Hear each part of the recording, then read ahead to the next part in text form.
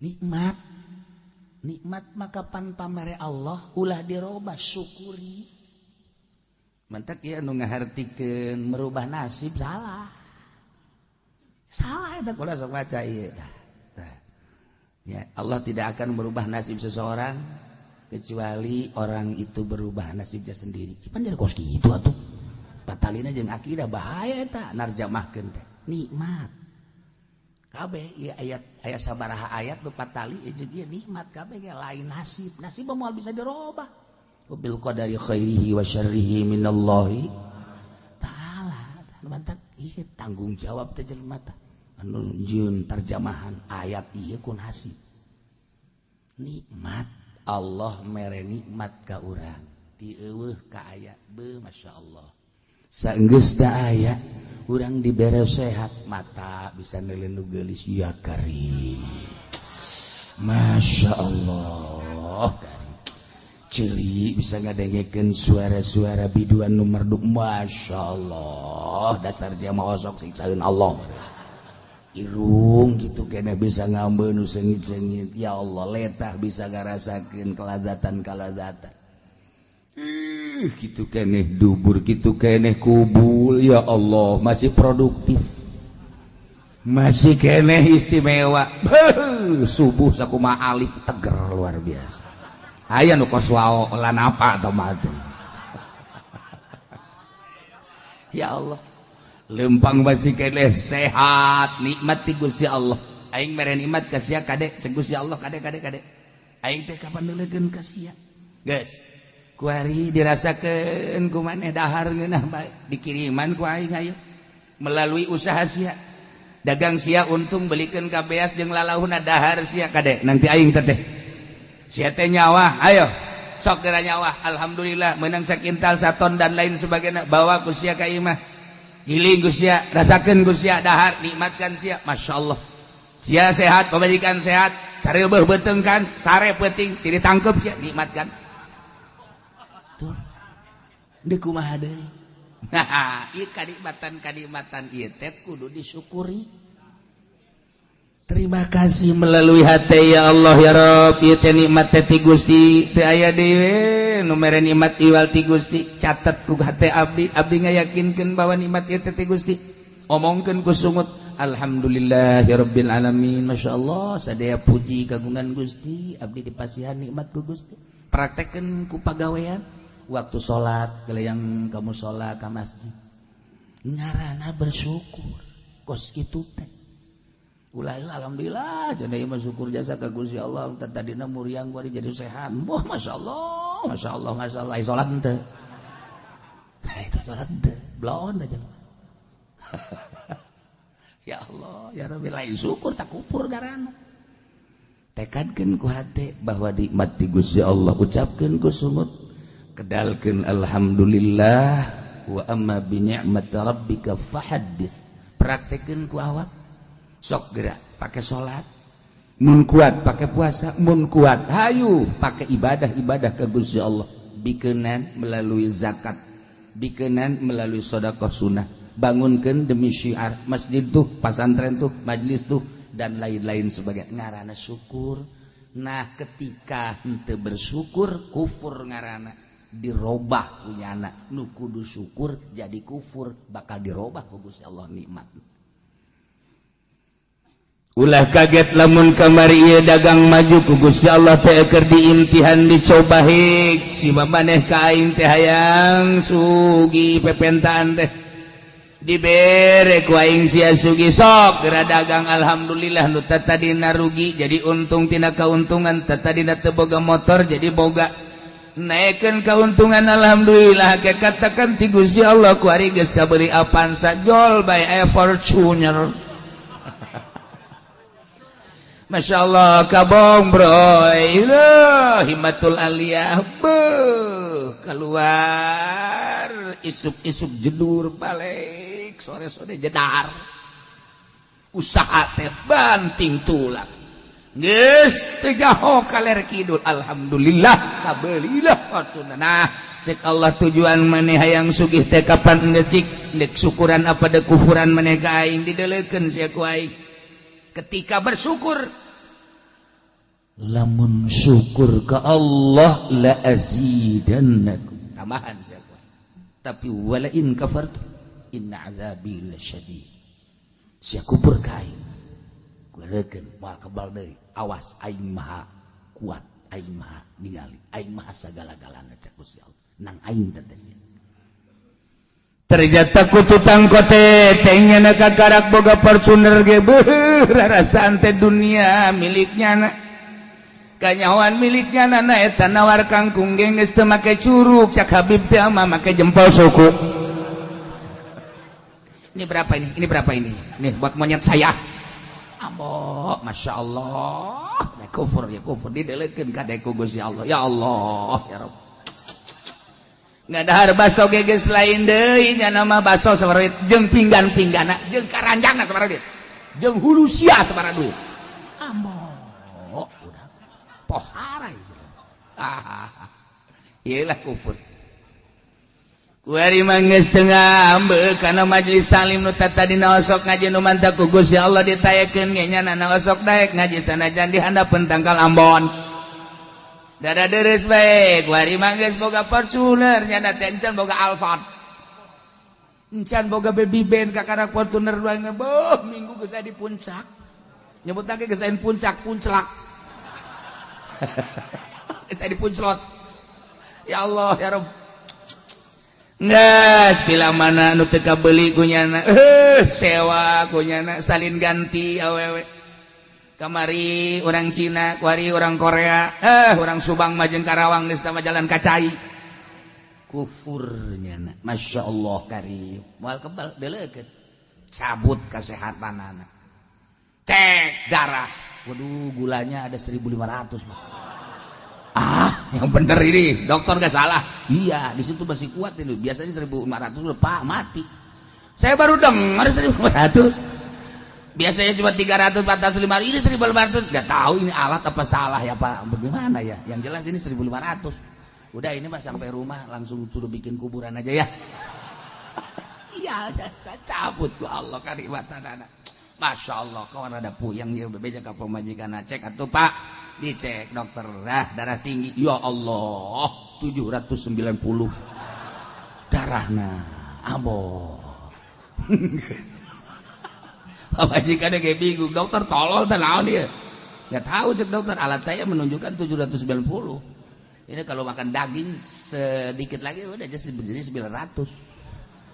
udah siap-siap dah ke sono geus teu tenang geus tah nikmat nu kamari ngadahar naon bae bebas nikmat nu kamari nginum naon bae bebas nikmat nu kamari lelempangan kumaha bage kendala kuari lempang geus asa oyag-oyaga dahar diatur teu meunang ngadahar daging teu meunang ngadahar gitu lauk asin uyah dan lain sebagainya manis-manis ulah masyaallah konsul deui ke dokter dok saya udah lama nggak makan daging karena penyakit darah tinggi. Ya terus kira-kira kalau sapi sama kambing dahsatan mana? Dahsatan sapi. Kambing mah tuh nyepak nggak seberapa tapi sapi. Waduh. Sial tak dokter urusan anak sepak ya bayu. Dokter hebat ya pokoknya kayak gitu. Asa dibunuh asa di dokter ya. Masya Allah itu orang bilang katanya panasan daging apa namanya kambing salah sapi yang lebih dahsyat boleh dah makan kambing udah nggak apa-apa penting sampai rumah makan daging nggak lama lagi dah dok gimana sih dok lah iya cabut ku Allah awas teka rasa tak kurang Allah maha segala-galana Dzalika bi anna Allah lam yakum mughayyiran ni'matan an'amaha 'ala qaumin hatta yughayyiru ma bi anfusihim. Urang anu dibere nikmat ku Gusti Allah lain syukuran kemudian kufur ka Gusti Allah delekeun ku Gusti Allah sia geus ngarobah nikmat menang ti aing dirobah deui ku aing sia sok kabaheula teu boga sapatu sia hayang boga sapatu nah kuari geus boga sapatu pake ku sia dan bisulan dampal suku sia sapatu dibabawa lain dipake abeh kajahoan ku batur boga sapatu beli tapi nah digantungkeun di pundak tinggal cek babaturan itu sepatu kudu di pundak aing boga ngan bisa dipakai emang kunaon bisul dampal suku aing tuh bandingkeun maning mana nyana boga sapatu jeung teu boga sapatu. Baheula teu boga sapatu sehat suku, kuari boga sapatu bisul suku. Ayo sia bandingkeun ku sia. Ya. Nah, gitulah selalu. Baheula makeun manehanana alhamdulillah hidup sederhana. Beuh kamu sholat ka masjid ka majelis taklim, aya maulidan aya rajaban pangheulana nyana nyumbang. Kuari barang geus luhur ngapak hirupna geus teu nyaho kanu leutik. Masyaallah kuari mah wayah muludan nyana di puncak wayah rajaban nyana di Bali. Geus sararese lebaran geus teu bisa dihubungi HP-na. HP-na geus teu bisa dihubungi aya di Singapura nyana. Allah karim pohara ye barang jadi bos teh. Orenganan hate leutik nama ceurik lantaran baheula keur hidup sederhana jeung pamajikan deuk jam sabaraha bae ceklak masalah.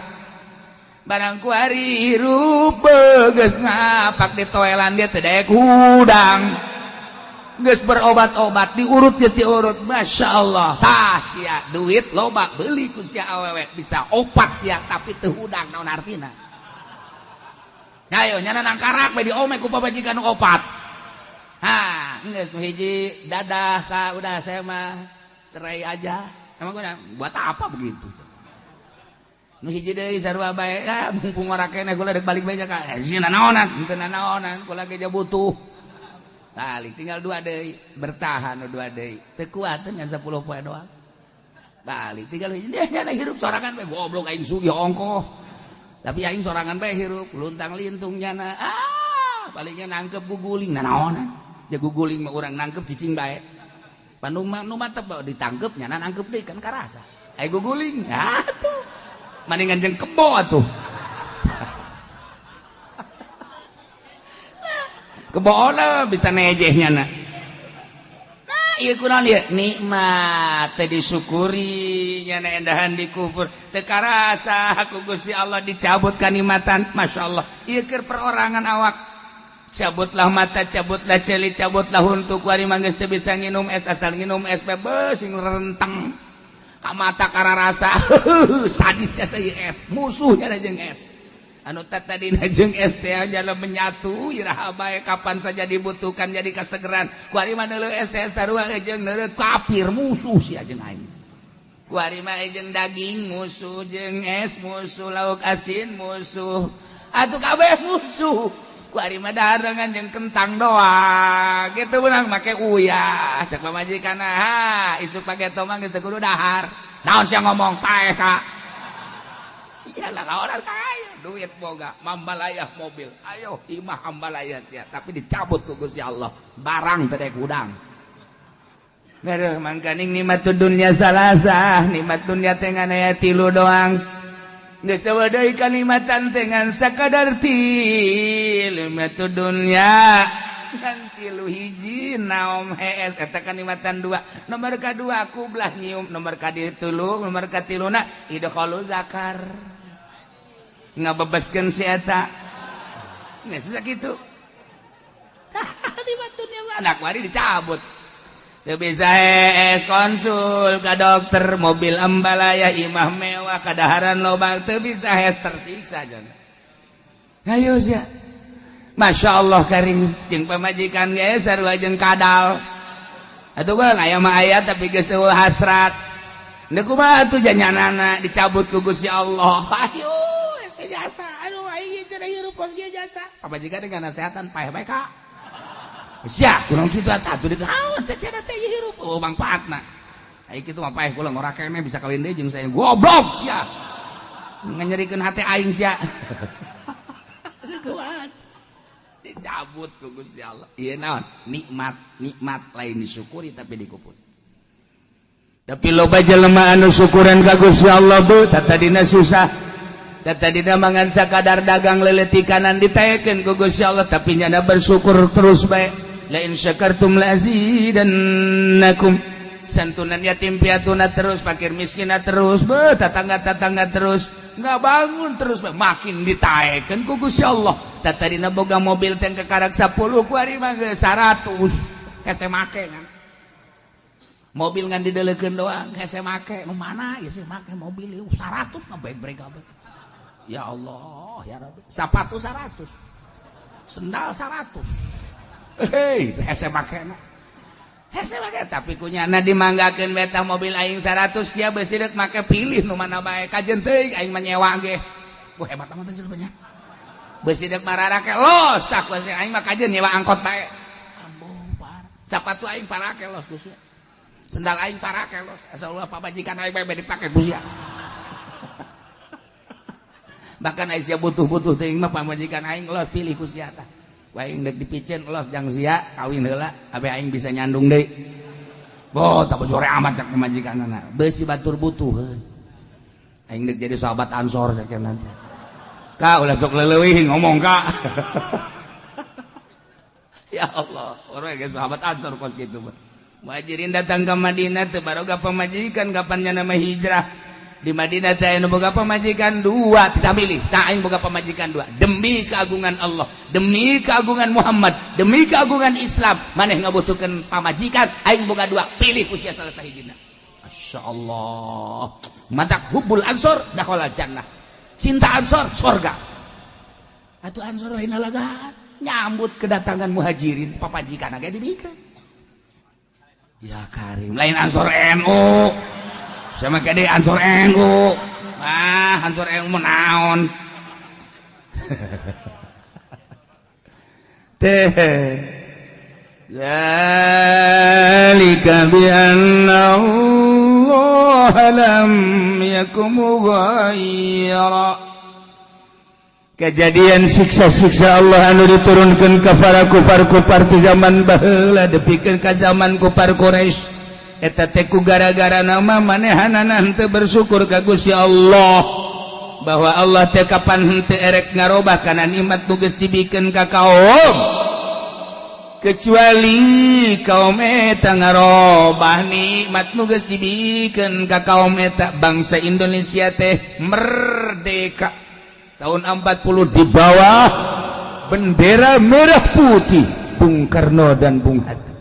Dibuatlah aturan Pancasila Bhinneka Tunggal Ika NKRI, Negara Kesatuan Republik Indonesia, satu negara, satu bahasa, satu nusa, satu bangsa.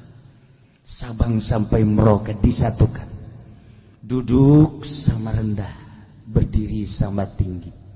Urang bawa negara urang di tengah-tengah dunia, maju di bawah Bung Karno dan Bung Hatta. Kunjungan ke berbagai negara sangat disegani Bung Karno. Di Jepang sangat disegani, di Amerika luar biasa, di Uzbekistan malah menemukan makom Imam Bukhari. Di Rusia sangat menghargai Bung Karno. Di Saudi Arabia tangkal kalapa dipelak di Jeddah oleh Bung Karno. Kemudian di tempat Sa'i aya batu menang Bung Karno, terus ke Irak, kemudian ke berbagai negara. Tujuan Bung Karno bangsa Indonesia supaya satu-satunya bangsa di dunia yang punya kehormatan yang tinggi, sehingga cita-cita untuk membuat PBB di Indonesia.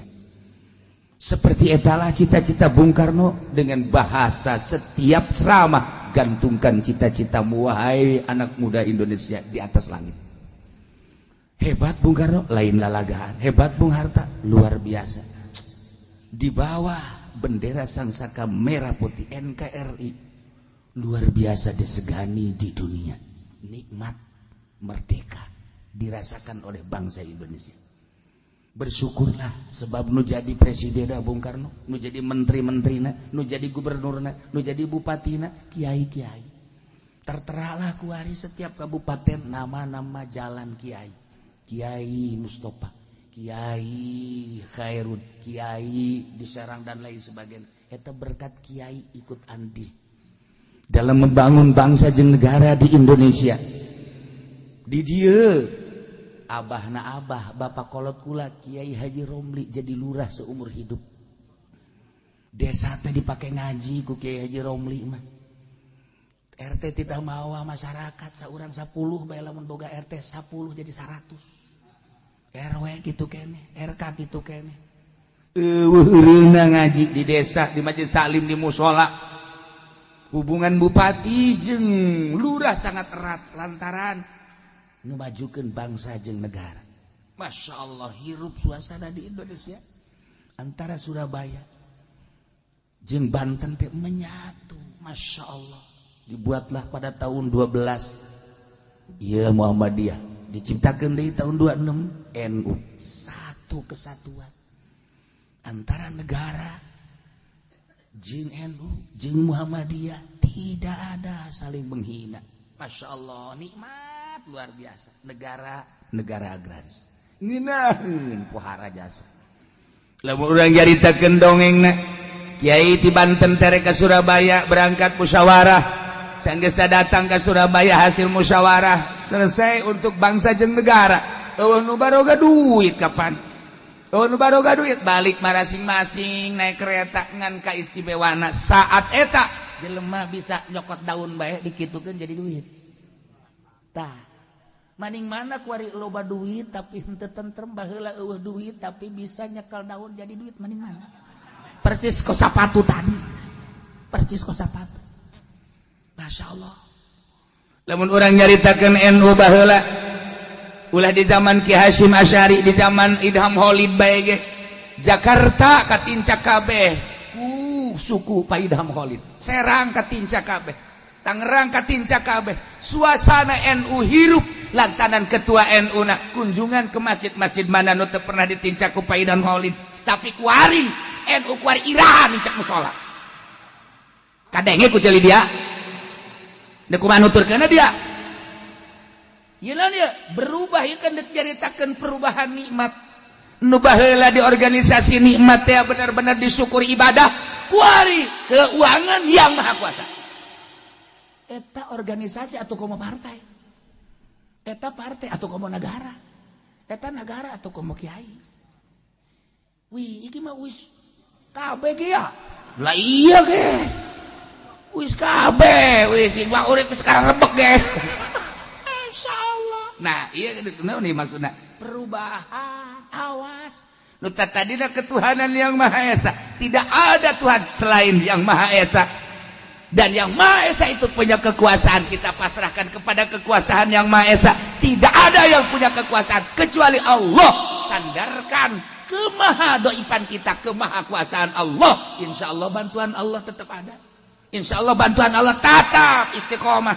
Tapi ketika kita berubah ketuhanannya dengan keuangan, sandaran kita kepada materi, dunia, uang, dan lain sebagainya, seakan-akan mengabaikan kemahakuasaan Allah. Engkau telah merubah nikmat yang aku berikan, kata Allah. Awas, gua cabut kamu, mimiti huntu umplak kabeh. Ayo sia, dek gadahar naon sia, guhal gehol. Huntuan sia, ceuli culean gua. Aduh, sekolot culean kan teh etis. Masya Allah, batur gadare jadang geus embungin. Aduh, ieu mah abab lain naon cule ieu mah lain. Ya Allah ya Rabbi, ya Allah ya Rabbi. Cile segede poleca. Aduh ampun. Masya Allah geus teu bisa dipandian ieu mah cile. Ya Karim, leho hejo. Masya Allah dising-singkeun teh bau sagede jempol suku. Ayo sia ajak Allah, ayo sia. Kuari di barare salaletruk, salaletres jelema nikmat lain disyukuri. Awas ya. Kuari nikmat secara bersama. Kemerdekaan nu mesti ku urang dinikmati pakai bersyukur ka Gusti Allah. Kuari dijajah setik-setik 5 tahun adem ayem 10 tahun mulai rada goyang-goyang. Ketika Pak Harto langsung seperti etalah dicekelah ku Bung Harto, berubah negara, kenikmatan lain dipakai syukur ka Gusti Allah, dipakai kufur kuari. Masya Allah, ku Allah terus kenikmatan eta dirubah menjadi siksa. Terus sampai ayeuna dijajah urang teh kuari. Dijajah ku Belanda mah urang wani ngalawan. Dijajah ku Jepang urang wani tarohanana nyawa. Dijajah ku Inggris sakicep urang teh gampang. Dijajah ku musuh sorga tarohanan nyawa. Ketika dijajah urang ku perpolitikan jeung perekonomian, henteu karasa kuari teh budaya Indonesia berubah anu tata dina piawai ramah budaya Indonesia diakui dunia di bawah bendera merah putih nu di bawah ku Bung Karno sangat piawai jeung ramah terkenal di dunia sopan santun anu luar biasa lantaran dididik ku para wali-wali Allah ku para kiai-kiai diserang kuari dijajah ku Belanda gampang dijajahlah ku budaya kuari anu tadina make tiung dijajah melalui televisi tiung dibuka anu tadina make samping di Bandung teh istilahna aya istilah parahyangan dibuka kuari mah lamun di Jakarta aya istilah Rongres Jakarta kuari mah dibuka akibat serangan ti luar negeri teu karasa kuari mah masyaallah karim tiung geus lenyap baheula mah mun ngakukeun ti doyong jeung ti ledug teh lamun teu make tiung teh isin lantaran di dinya aya Ki Ahmad di dinya aya Ki Khairun di gelam di dieu aya Kiai Samaun isin ngakukeun urang gelam teu make tiung kuari dibalik isin mun urang doyong make tiung isin mun urang ledug make tiung dibalikeun tinggal tunggu awas siksa ti Gusti Allah kuari di negara keur diserang dijajah kuari urang RRC ngajajah ka urang masyaallah lain lalagaan kuari urang ngadenge tentang narkoba teh lain 1 kilo 2 kilo tonan kuari mah masyaallah nu beunang mangan sakintal sabaraton nu lolos kitu keneh minuman-minuman anu tadina mah masyaallah karim hanya di tempat naik klub doang hanya di hotel ge tingkat kasabaraha nu aya teh kuari geus digelar BSD ti mimiti botol nu sagede cinggir datang ka botol nu sagede Haji Pendi aya botol minuman geus teh bahaya teh uya paya lantaran urang diserang dijajah muina ngomong diiming-imingi banyak jangan banyak ngomong anya hanya oke kan hanya kabeh depan gitu keneh ngaranna ge dijajah baheula mah urang lamun nyaritakeun partai petilu teh asa partai Islam beuh eta teh dahsyat luar biasa lawana Golkar jeung PDI urang teh asa jihad fisabilillah padahal mah petilu tetapi lantaran didikan ulama saat eta urang boga perasaan seperti kitu asa jihad menang jeung elehna sabodo bener jeung teu benerna tapi perasaan bangsa seperti eta kewalahan Pak Harto sehingga makanya koleko Pak Harto coblosan langsung lamun secara jujur menang petilu tapi itu jujur nikmat awas nikmat ieu geus dirobah-robah nikmat ku Gusti Allah lantaran urang teh keur dijajah kuari Amerika ngajajah ka urang kuari Rusia ngajajah ka urang melalui RRC urang teh dijajah di berbagai sektor. Iya, politik urang dijajah geus eueuh politik Al-Qur'anul Karim ekonomi urang dijajah ku ari teh ku RRC geus acak-acakan saha anu ngadominasi ekonomi di Indonesia urang pribumi bahkan Gubernur Anies nyaritakeun tentang pribumi di demo teu meunang nyaritakeun pribumi teu kumaha coba betapa dahsyatna ieu naon ieu perubahan nikmat nu sakedeung deui lamun ieu teu dipertahankeun teu dikembalikeun nikmat kana syukur bakal disiksa ku Gusti Allah saha nu nyaho Jakarta dikerem Serang dikerem Pandeglang dikerem Banten dikerem anja Tangerang aman sia mah amin bae buku Tangerang ge sarua hayu sia antara nikmat ieu lamun teu disyukuri dikumpuri Allah gelekeun awas mantak ditungtung nawan Allah sami'un alim sing ade saenyana Gusti Allah teh maha ngarungu maha uningan neulekeun Gusti Allah teh ngadengekeun Gusti Allah ka bangsa-bangsa Indonesia anu keur dijajah kuari masyaallah politik dijajah teu meunang urang nyaritakeun politik NKRI teh kos boga polisi NKRI itu kos boga abri kudu NKRI mah bangsa Indonesia teu nurut ka nyana urang pajar teroris teu nurut ka nyana urang teh pajar PKI teu kumaha coba hirup di negara urang seperti eta kondisina kuari awas nikmat kembalikan urang pakai syukuran ka Gusti Allah merdeka anu geus sekian tahun orang syukuri ka Gusti Allah. Politiknya coba orang beneran deui, atuh ngan ngomong doang pan urang mah teu jadi DPR. Atuh kieu cenah lain jadi DPR teu kapilih aing. Tik baheula aing jadi DPR teu kapilih. Dek diacak-acak ku aing jadi kursi DPR ku aing. Ini kumaha urang nikmat ya nikmat. Masyaallah karim. Dirubah ku ari nu jadi hulu politik kafir, nu jadi hulu ekonomi kafir, nu jadi hulu budaya kafir ku ari. Masyaallah karim teu karasa. Mulailah ku ari keluhan-keluhan kiai minta cai. Kunaon anak kula geus sembung sakola nyakelan HP bae rasakeun ku sia. Geus mulai unggal poe keluhan ibu-ibu ya Allah, kiai anak teu daek sakola, cek nya main HP bae. Nu hiji daek sakola tapi pamulikeun motor gede. Puguh makna ge dagang uleg.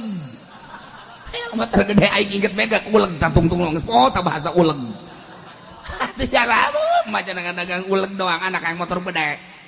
Asal geus dibalikeun motor emang daek sakola tuh moal. Jatah sarupna motor mah lain jang sakola tah mah jang ngetrek. Dia teh kumaha ayo sia kawalahan. Wah, berapa ratus berapa ribu ibu rumah tangga mengeluh tentang anaknya. Iyalah hasil jajahan kafir.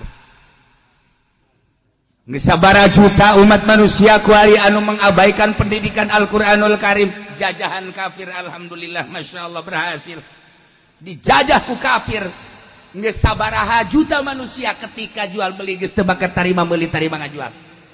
Geus dijajah ku kafir melalui cek, dijajah ku kafir melalui etol, dijajah ku kafir melalui e-money, dijajah ku kafir melalui transaksi anu di luar aturan Fathul Muin, di luar aturan Riyad Takrib. Urang geus kuari teh geus teu berdaya dijajah ku nyana. Balanja di mana urang teh bayar di mana. Bayarnya di mana, bayar di mana geus teu bisa terima meuli. Jajan lagi make kaca. Geus, dus kabur ku ari teh hasil jajahan kafir dirasakeun ku urang kabeh. Kiai hanya membahas baheula tentang kumaha eta duit dipindahkeun ka cek. Ketika orang transaksi make cek, kumaha dibahas di Bahtul Masail. Kemudian ku ari dibahas deui tentang etol, perpindahan uang melalui kartu. Kartu kadeleuna mah tapi aya maknaan duit eta teh. Mun leungit berarti sarua jeung leungit duit. Ku ari aya e-money anu ku urang ditenden ke di bank atau dibawa ku urang bisa diisikeun 1 miliar 1 triliun dan lain sebagainya. Nah ieu teh poskara itu kumaha ieu budaya mana dan kumaha hukumna tantangan kiai. Geus teu dibahas ku ari jadi dibahas ge kitu-kitu keneh. Dibahas ku urang masalah kredit, minggu dibahas haram kredit anu 2 akad ketika antara cash jeung kredit berbeda harga berarti 2 akad basa hiji barang 2 akad didengekeun ku celinyana balik ngaji nambahan kreditan pan gara roblok eta pan darah dia tolol ande kumaha hayu sia jajahan kafir asup ka sanubari dengan rasa mudah tetapi mengabaikan Al-Qur'anul Karim mengabaikan hadis Nabi. Hanya berapa persen kiai anu ngabahas, hanya berapa persen kiai nu make jak kiai na ge boga showroom. Jak kiai na ge boga HP-na opat kiai boga HP-na saha cenah kiai na ulah loba omong ulah cilak-cilak opat atuh kobo pedagang. Berhasil Yahudi ngajajah bangsa Indonesia melalui Belanda kandas, melalui Inggris kandas, melalui Jepang kandas, tapi melalui politik dan perekonomian sangat berhasil. Tunggu 10 tahun 20 tahun ke depan wallahu alam. Wallahu alam. Iyalah anu dipikirkan ku Habib Rizik, iyalah anu dipikirkan ku Habib Lutfi, iyalah anu dipikirkan ku kiai-kiai ke depan bagaimana bangsa Indonesia, ke depan bagaimana anak-anak kita dan ke depan bagaimana cucu-cucu kita. Mulai musyawarah bagaimana? Yuk kita gerak dan bagaimana? Coba kita merapat ke Polri, coba kita merapat ke TNI. Bagaimana ini negara kita untuk ke depan? Kita sedang dijajah, terlena bangsa. Sekarang sedang dijajah oleh politik dan perekonomian dan menang dia. Sehingga dilindungi dia. Yang namanya punya uang dilindungi. Apapun kesalahannya, yang namanya tidak uang walaupun pribumi dikubur. Bagaimana ini negara? NKRI dijadikan jembatan, NKRI dijadikan sekedar bahasa asal tentang pemerintah tidak NKRI milik siapa sih sebenarnya kok kuari jadi perebut NKRI sih polisi perebut NKRI TNI perebut NKRI nu saha nu sabenerna mah perlu dibahas secara utuh sebab naon ieu nikmat ketika tidak disyukuri bahaya luar biasa lamun pribumi kuari geus teu asa pribumi teu meunang ngomong pribumi cilaka aset Indonesia geus dibawaan ke luar negeri lain lalagaan anu emas anu perak nu besi termasuk uyah dibawaan ka ditu kembalikan ka dieu urang mah tinggal mengkonsumsi nyana anu keuntungan luar biasa mah nah ieu perlu dipikirkan bangsa Indonesia piawai ramah pinter bangsa Indonesia lamun bangsa Indonesia kepinteranana digugu ku negara mobil geus panghebatna produksi mobil memeh Amerika memeh Jepang anu nyiptakeun henteu make bensin make surya Indonesia heula tahun mana kula waktu tahun 81 di Bandung harita geus ngadenge bahwa bangsa Indonesia sudah bisa menciptakan mobil pakai surya tanpa pakai bensin tahun 81 kula mah inget bae pinter kula mah bae lagi sia gara sombong kainnya ieu nyaritakeun teu poho tak kurang aya berita-berita kos kitu masyaallah karim luar biasa nah kemudian nyiptakeun kitu rancangan-rancangan kapal mulai hati Habibie dipermasalahkeun diperdebatkeun dan tapi Habibie juruduk dengan kepintaranana dunia mengakui keistimewaan Habibie cuman tidak diberi porsi untuk di Indonesia larilah nyana ke Jerman masih ingat di benak hati saya sebab saya anak buah Habibie waktu itu sia kurang yang serikeun ka aing tahun 81 masih kena lain lalagaan gula mah kula di Bandung hari teh jadi mahasiswa cak lu bohong lah masih kena loba-loba deui hari tadi permasalahkeun tentang wakil presiden gitu orang Subang teh orang gitu orang Garut teh Wida Hadi Kusuma saat eta ge geus dikatingali menonjolna tetapi lantaran orang hebat setik tidak usah jadi presiden cukup jadi wakil eta di tahun 82 geus dipermasalahkan ketika Banten aya nu muncul tidak perlu saya sebutkan namanya ada dua sosok manusia Banten diperhitungkan di Indonesia langsung Pak Harto mengkat tidak usah emang berita-berita kos kitu teh masih aya di otak kula pengusaha yang paling istimewa Serang dan Pandeglang masuk jajaran internasional Tangerang tidak ada nyaho nu aya hutang me Tangerang aya hutang atuh kuari ge saha anu sakola di luar negeri ge eueuh hiji dua ge can buguh berhasil tapi Serang Pandeglang Rangkas Betung geus lain lalagaan maju geus buguh ka ditu Bogor mah geus deui ti heula Cianjur gitu-gitu gembo Masya Allah luar biasa terus ke Bandung menggeus pohara jasa tetapi aya permainan politik anu dahsyat di Indonesia sebab Indonesia mah negara teh dua alam hiji alam zahir kedua alam gaib lamun kuari urang jaritakeun di negara di istana emang kumaha kitu ngeri di istana teh hilir mudik manusia asup di kamar lain di tempat lain aya anu keur kieu bae keur mah mantra-mantra terus niupan dan lain sebagainya emang terus di Indonesia mah seperti gitu sebab Pancasila naga ya dua burung Pancasila hiji nu gede di dinya leuweung gede deui di satu kamar dahsyat di alam gaib nu mantak teu sembarangan nu jadi presiden di Indonesia kudu aya dua izin zahir rakyat jeung bangsana izin gaib tadi tadi pengen jadi presiden ngan kudu gaib langsung banting bae mantap kuru teureun-eureun datang ka kuhar geus cenah moal jadi presiden RT ge moal eta Indonesia mah aya dua batak lamun urang zarah ka Cigundul saha si Cigundul eta teh Raden Arya Wiratanu Datar teh eta teh saha jeung kumaha masa hirupna lain sembarangan manusia lantaran nyana bisa di dua alam alam zahir jeung alam gaib Bung Karno nu matak dahsyat Indonesia di bawah tambuk Bung Karno bisa hirup di dua alam ila Indonesia sebab baheula Wali Songo seperti eta aya dua kerajaan di Indonesia teh nah lamun diaritakeun tentang kerajaan di Indonesia seperti eta nu mantak tumbang kerajaan-kerajaan kerajaan Yogyakarta, kerajaan Surakarta, termasuk kerajaan Banten yang tidak dibubarkan tapi tetap bubar, menyatu di alam nu eta. Di jerona teh macem-macem saha anu bakal muncul kejawen lah, muncul kewalian lah, muncul urang mun nyaritakeun kos kitu di Indonesia lain lalagaan. Dahsyat wahara.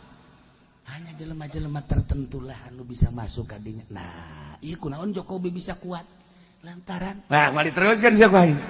Moal wahakeun anu teruskeun ku aing. Ye, sakedeung deui ke lalakon Indonesia bakal jeung Pancasila na ku aing dibahas. Ngaraji sia ka aing. Sombong amat aing keur sombong. Kadang-kadang lain ka sia maksudna ka DPR nyahoan aing. Beneran di lain lalagaan. Kula kuari geus aya anu mere baju merah putih. Kula geus aya anu mere bendera merah putih. Lamun Gus Dur waktu haul ka dieu aya merah di dieu aya anu merah putih, ku kula ditanya, "Ti saha ieu?" "Ti kesepuhan." Kuari kula geus aya anu mere. Kula kaget kula lamun ke make baju merah putih. Ye, minggu kamari kula dibahas, merah putih. Ieu naon ieu kaharepna? Nah, awas ye, bahaya gede. Nikmat awas. Kembalikan urang merdeka di bawah naungan Sang Saka Merah Putih, di bawah tambuk Presiden Bung Karno dan Bung Hatta, dilanjutkan kuari ku urang poho karena nikmat siksa Allah bakal datang. Engke bakal loba anu ceramah tentang merah putih, kiai-kiai dan lain-lain sebagainya, sebab ieu geus keluar tidak aturan-aturan NKRI. Nyana ngomong NKRI justru nyana pengkhianat NKRI. Nyana ngomong NKRI, nyana bajingan NKRI. Kudu dikembalikan supaya ulah datang siksa ti Gusti Allah. Nah, dzalika bi annallah, itu siksa Allah terhadap kupar-kupar nu baraheula belah dieuna kupar-kupar Quraisy disiksa ku Gusti Allah lantaran Gusti Allah teh terek ngarobah nikmat ku Gusti Allah dibikeun ka kaum kemudian digantikan begitu saja dengan siksa. Tidak, hatta yughayyiru ma bi anfusihim, kecuali kaum eta lah nu ngarobah nikmat-nikmat mantak urang ulah ngarobah nikmat. Syukuri ku ari ku urang nikmat-nikmat ti Gusti Allah secara pribadi, urang syukuran ka Gusti Allah secara kelompok, bere penerangan syukuri ka Gusti Allah. Insyaallah Allah merubah dengan kenikmatan kembali. Nikmat-nikmat anu digantikan baheula kupar Mekah teh harita keur lalapar hese ka dieu ka ditu dibere ku Gusti Allah kasuburan, gandum subur, korma subur, sehingga lapar teh kuari jadi sebeuh kata pilih kupari Mekah eta menjoin anu tatadina sieun luar biasa diamankeun ku Gusti Allah. Anu tatadina manehanana nungguan kedatangan Kangjeng Nabi Muhammad beserta Al-Qur'anul Karim diutus dibalesna kuari kadaharan kamakmuran pake maksiat, aman nu menang mere Gusti Allah teh pake dugala maksiat ka Gusti Allah. Datang Kangjeng Nabi teh dibalas ku kakufuran, dibalas seddi an sabilillah, nahan tina sabilillah, bahkan merangan para mukminin. Datang Kangjeng Nabi lain disambut dikufuri, kemudian Kangjeng Nabi dianiaya, sahabat dianiaya, tidak sekedar dianiaya, diusir Kangjeng Nabi ke Mekah, hijrah di Mekah ke Madinah. Tunggu cek Gusti Allah, siksa bakal datang ka sia. Terus datang ke ayeuna. Ketika urayan-urayan ulama diabaikan, delekeun. Ulama na moal nanaon, hanya mohon kepada Allah, ya Allah nyangakeun sadaya-daya. Abi tos masihan penerangan. Adapun urusan ka dituna Gusti Allah nyangakeun sadaya-daya. Ketika umat nurut ke aturan Allah aman. Bersyukur. Ketika teu nurut tetap bae kufur, tetap bae musyrik, tetap bae maksiat. Tunggu siksa Allah. Urang geus deuleu betapa luar biasana tsunami di Aceh. Hargaan jasa eta dunia, mobil tinggal yang imah ala lajur, jelema anu tadina di bos-bos, tadina di bapak-bapak, tadina di ketua-ketua, di komandan-komandan, beak kabeh kucai, tidak ada nilai. Sebab nu bogana Gusti Allah. Ulah sampai terjadi 2 kali. Disusul Pangandaran, susul deui Cianjur, susul deui Yogyakarta. susul deui berbagai angin beliun sebab naon can bersyukur keneh bae ka Gusti Allah ieu ku ari wali-wali Allah ulama-ulama lain masalah naon ieu sieun datangna siksa Jakarta besi disiksa Pandeglang Banten besi disiksa geus puguh Jawa Timur Jawa Tengah umumna Indonesia besi kena siksa Gusti Allah teu kumaha mata kembalikeun geura-geura urang syukuran ka Gusti Allah sebab Allah wa annallaha sami'un alim sanyana Gusti Allah maha ngarungu maha uninga kakupingan ku Gusti Allah kakupingan ku Gusti Allah kauninga ku Gusti Allah lempang-lempang na manusia hate-hate manusia innallaha la yanzuru ila suwarikum walakin yanzuru ila qulubikum hate-hate kiai kadeuleu ku Gusti Allah ka mana sia lompatna ketuhanan apa keuangan henteu abdi mah ai keuangan mah keberkatan Gusti ya minim lah berkat bah cenah Gusti hampura we teu masa kitu jang anak cek nya teh incu kula loba di imah atuh kunaon pake alasan sia ngariung incu masyaallah kayak mal kebeli di babetkeun bisa aing sok ya ketuhanan apa keuangan kembali deh beuh masyaallah rumus Pancasila menang di Al-Qur'anul Karim anu sakitu hebat tangkal kayu aya kapas aya pare dan lain sebagainya ieu adalah isyarat untuk kesatuan jeung persatuan NKRI mudah-mudahan urang kabehan ditangtayungan ku Gusti Allah pamarentahna ditangtayungan ku Gusti Allah ilmuanana ditangtayungan ku Gusti Allah usahawana ditangtayungan ku Gusti Allah rakyatna ditangtayungan ku Gusti Allah sehingga urang melalui tangtayungan Gusti Allah bisa ngerubah menjadi syukur deui ka Gusti Allah sehingga nikmat ditambah-tambah ku Gusti Allah terasa kemerdekaan Indonesia terasa kejujuran jeung keadilan Indonesia terasa keamanan Indonesia sehingga orang bisa ibadah dengan tenang jeung tentrem ka Gusti Allah Subhanahu wa taala bi barakati umil Quran Al-Fatihah. Bismillahirrahmanirrahim. Alhamdulillahirabbil alamin arrahmanir rahim maliki yaumiddin. Iyyaka na'budu wa iyyaka nasta'in ihdinas siratal mustaqim siratal ladzina an'amta 'alaihim ghairil maghdubi 'alaihim waladdallin